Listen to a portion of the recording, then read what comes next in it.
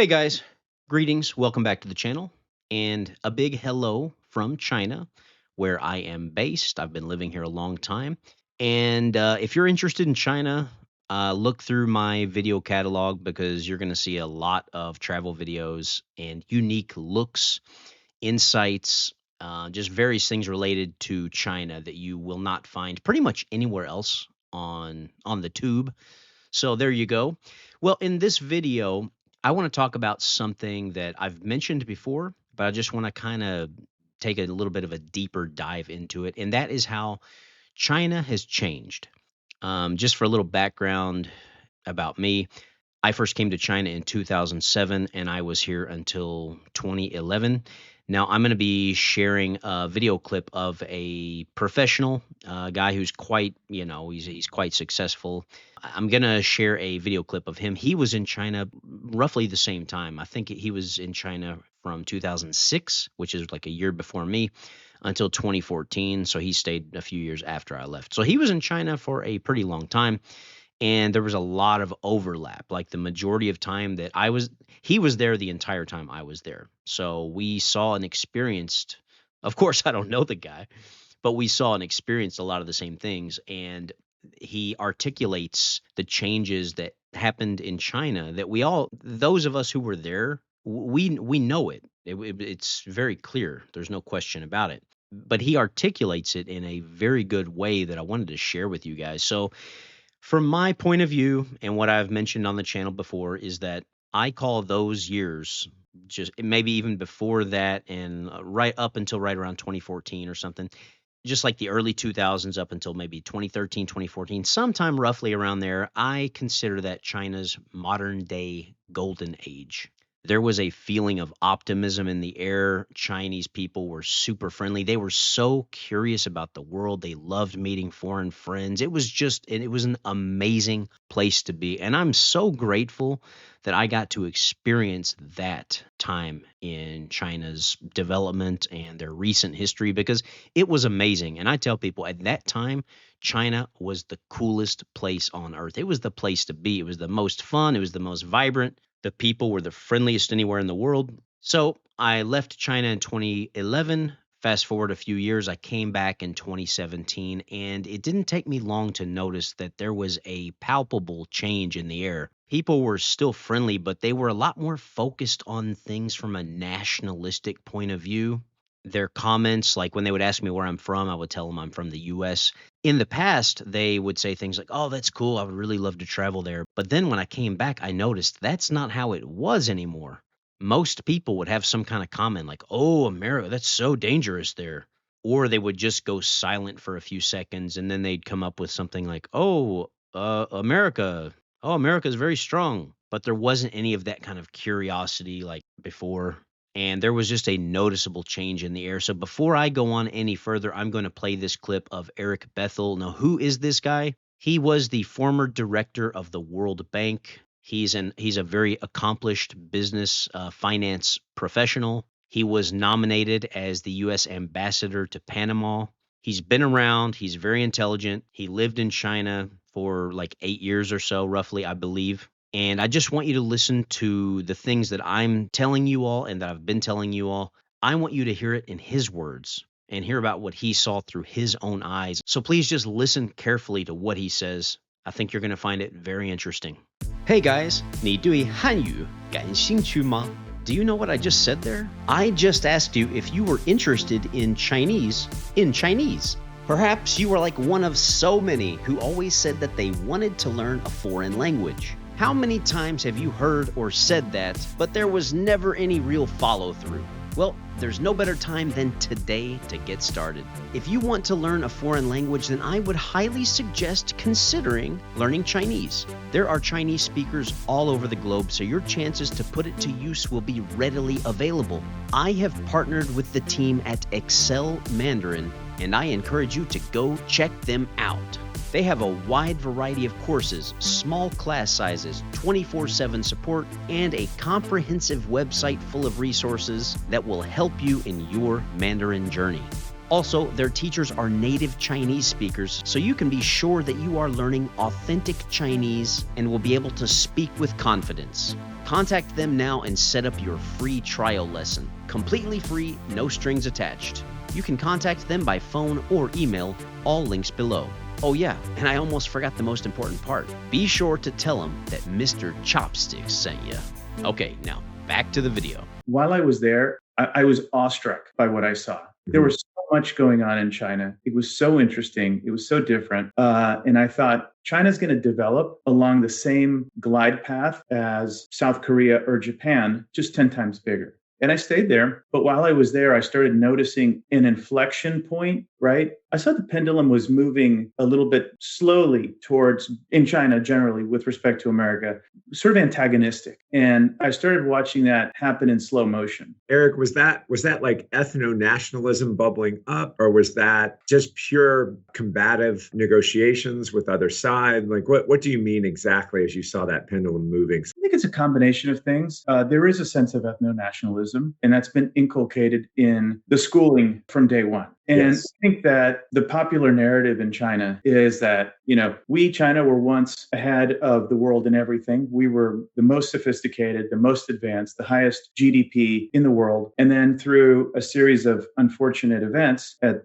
sort of the mid to late Qing dynasty, we made some bad decisions. And those bad decisions and foreign intervention caused us to lose our place at the top of the food chain. And I think they've said to themselves, look, it's been a bad couple centuries for us, but we're on our way back up, and it's inevitable, right? We are smarter, better. We have a 5,000-year history. Now it's our turn. When I first got to China, it was really very welcoming toward foreigners, especially Americans. In fact, here's an interesting thing. If you're a teacher, an English teacher in China, you got paid more money if you spoke with an American accent compared to a British accent, which I thought was interesting because we are the current empire. They were the past empire. And so I think there was this really good feeling toward the United States. And it was, we want to emulate you. We want to be like you. But of course, ultimately, we will be better than you because we are better than you. That was kind of the sense I got. And then once you hit that pendulum, once it went past, a certain degree, then we got on the other side of that. Now, don't get me wrong, guys. Like, there are a lot of very friendly people here in China. The people are still friendly. I meet lots of nice people every day, but there has been a shift. And I really like how Erik used the example of like a pendulum swinging. And I think he absolutely nailed it. In those first years when Erik was in China and during my first stint in China, the people here weren't really focused on like the government and political things and weren't always talking about the motherland, which is what they talk about a lot now. They were just excited. They were optimistic. They were trying to make money. China was opening up and it just felt like the sky was the limit. They wanted to meet people from all other countries. And that has been replaced by curiosity has basically been just torn away, and now that has been replaced with their focus on and admiration for how great they are, which it's okay to be confident. It's good to have good feelings about your country, your culture. It's good to have pride. I'm not saying anything against that. I think that's a good thing, but it's a little bit excessive. The main point that I'm trying to share with you all is that the pendulum, as Erik mentioned, the pendulum has swung back around and there has been a major shift. And the China that existed before when the pendulum was still on the other side, that China no longer exists. And, there's a good chance it will never exist anytime in the future. But during those early years, China, I think they still kind of realized, or at least in their opinion, first of all, they weren't really focused on political things. That's a huge part of it. But they also kind of viewed, the U.S. is still, ahead of us. We've still got a ways to go. And I'm not saying, I loved China back then. Whenever I would hear somebody say like, China is a bad place, or I would always defend it. I would say, no, China is not what you think. It is such an amazing place. You should go experience it for yourself. I was always coming to China's defense back then. But then when I came back, I came back to China in 2017, and that was already after the pendulum had swung back toward where China was no longer curious about the world. They were mostly just focused on themselves. We're the best. We've moved forward past the U.S. We've got the best culture, the best food. We're the safest. We have the best everything. We're the smartest. We've got the best trains. We're pushing humanity to the next level. We're such a peaceful, just all this stuff, And I rarely, back then and even now, I rarely have anybody in China expressing any curiosity about any other part of the world. And that's just not how it used to be. And instead, nowadays, a lot of the conversations I have with people, we'll start talking and then they'll start telling me, oh, China is so safe. And, the Chinese language is so difficult to learn. China has a 5,000-year-old history. America is so dangerous. There is just very little curiosity about anything. And to be honest, that is sad to see because that's not how it once was. Now, when did this inflection point happen? I think, it was a gradual thing, but I'm going to say probably one of the big steps forward was when China pretty much finished developing and building their high-speed railway network, because that was something very clear. That was, it was impressive, it was convenient, it was cutting edge. Of course, I mean, other countries have had it for a long time. Look at Japan. But China developed it on a huge scale. And that was one clear thing where they could say, look what we have here in China. We've got these amazing high-speed trains, and look at America. Look how far behind they are. I think that was a major step in the process of, the pendulum swinging over to put China where it is now.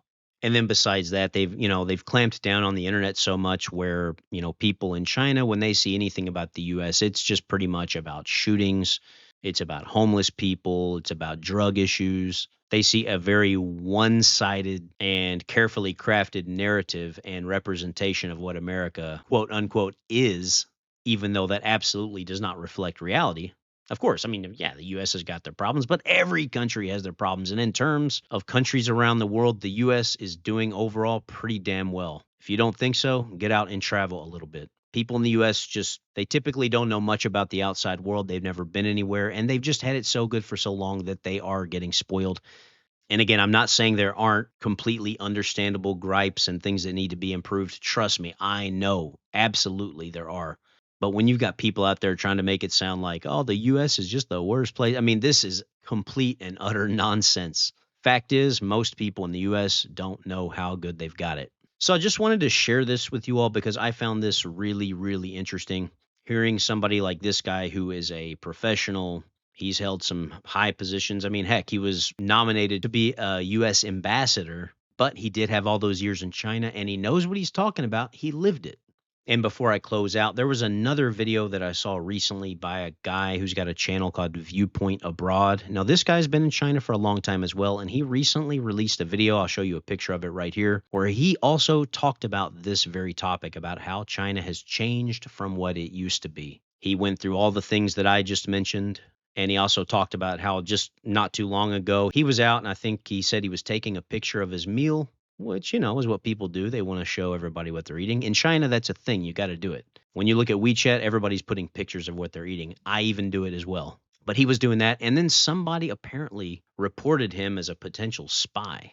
Now, my friends, that is just sad. That is pathetic. And I'm not going to say that thing is common, but that kind of stuff didn't happen back in the good old days. It's this new politically focused mentality, this nationalistic mentality, this mentality that the outside world is bad, this sort of, at least within some, this sort of resentment toward foreigners. No, again, I want to reiterate, I'm not saying that all Chinese are like this, very far from it. I go out on a regular basis. I interact with Chinese people every day. I meet very friendly, lovely people every day. But I also come across these type of like hyper nationalist, overly proud, and quite frankly, kind of off-putting people who just seem to be focused on talking themselves up, patting themselves on the back, and kind of putting others down. And by others, I'm referring to others, people from foreign countries. They don't do it in a direct way, but they do it in kind of a sarcastic way. And I've said it before, I'll say it again. I'm so glad I got to experience China during its modern day golden age, because I don't think that's going to happen again, at least not in my lifetime. But I got to be here. I got to experience it. And it was truly amazing. It is kind of sad to see what's happening to a place that I truly used to believe was the coolest place on earth. But that's life, I guess, right? Things change. Nothing stays the same. So anyway, guys, I hope you all enjoyed the video. I hope you found this interesting. Please share your thoughts in the comment section below. And are you a person who spent time in China, especially in years past, and kind of went through that transitional period? Or as Erik was talking about, went through that period where the pendulum was just crossing that inflection point and the general mentality of Chinese went from being sort of like holding foreigners and Americans in particular, but people from a lot of the, developed Western world, holding them in kind of a place of admiration. And I'm not saying that they all deserved it. I mean, we're all just people at the end of the day. But the attitude from a lot of Chinese back then was they kind of held them in a high regard. And in a way, they were just curious about them. They wanted to know them. And now it's basically the opposite. They view themselves as better, better in terms of a country, better in terms of a culture, better in terms of a race, just everything, just better in general. So are you someone who has personal firsthand experience with that? If so, definitely tell us about your story and your thoughts and your experiences in the comment section below. I will be back soon with more travel content. I've got a lot of videos in the pipeline and I've got a lot more adventures in the works. Big plans for this year. Can't wait to share it with you guys. Thanks for the support. We'll catch you all in the next video. 下次再见. I want to give an extra special thanks to all of my YouTube members and Patreon supporters for their help in keeping this channel financially sustainable. A huge thank you to all supporters from the $1 tier on up through the higher tiers. I want to give an extra special acknowledgement to my PCO tier members. And lastly, a huge shout out to my top tier supporters. Lee, Martin S., David is Da Wei, and 有爱心的外国人. Oh, and just so you know, you guys rock. What do you look for beyond the sea, grasshopper?